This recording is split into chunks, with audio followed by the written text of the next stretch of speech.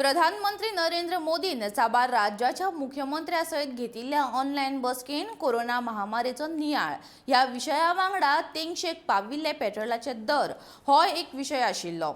Ukraine Russia गॅराक लागून साबार गजालींच्या दरांत बरेपैकी वाड जाल्या। खावपाच्या तेलाच्या दराक धरून पेट्रोल दर लेगीत तेंगशेक पावल्यात। मात लोकांची परिस्थिती जाणून घेवन राज्य सरकारान पेट्रोल करान घटाई हाडची अशी विनवणी प्रधानमंत्र्यान राज्य सरकाराक ह्या बसकेंत केल्या। इतल्या मजगती सध्याचे घडयेक पेट्रोल दर कमी करप शक्य ना अशें मुख्यमंत्री दोतोर प्रमोद सावंतान सांगले। अब मैं एक छोटा सा उदाहरण देता हूं। जैसे पेट्रोल डीजल की कीमतों का एक विषय हम सबके सामने है। देशवासियों पर पेट्रोल डीजल की बढ़ती कीमत का बोझ कम करने के लिए केंद्र सरकार ने एक्साइज ड्यूटी में कमी की थी। पिछले नवंबर महीने में कम की थी। केंद्र सरकार ने राज्यों से भी आग्रह किया था कि वो अपने यहां टैक्स कम करे और ये बेनिफिट नागरिकों को ट्रांसफर करे। इसके बाद पेट्रोल डीजल की कीमतें इन राज्यों में अब भी दूसरों के मुकाबले कहीं ज्यादा है।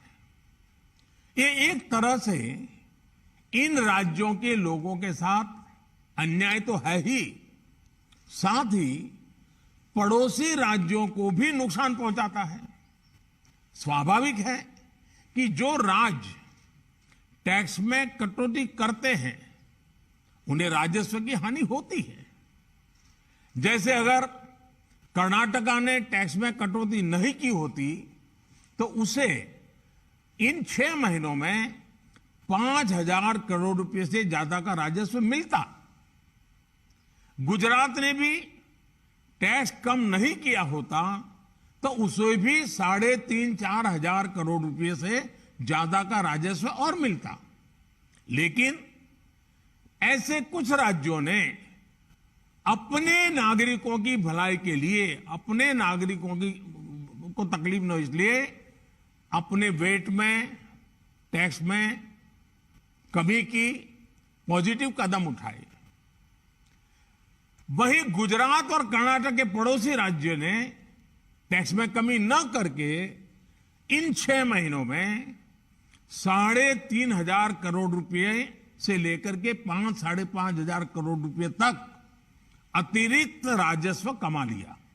महाराष्ट्रान करूं ना, राजस्थानात करूं ना, हेंच्यांनी करचो जेणे करून it is not benefit for it is benefit for the public in that state particularly म्हणून कमी करचो म्हटलं। So PM had requested once again 6 महिने जरी करूं ना जाल्यार तुमी आतां करचो जेणे करून त्या राज्यांतल्या लोकांक मदत जातली व ताच्या फाटीं गोंयान आनी करपाक शक्य आतां तरी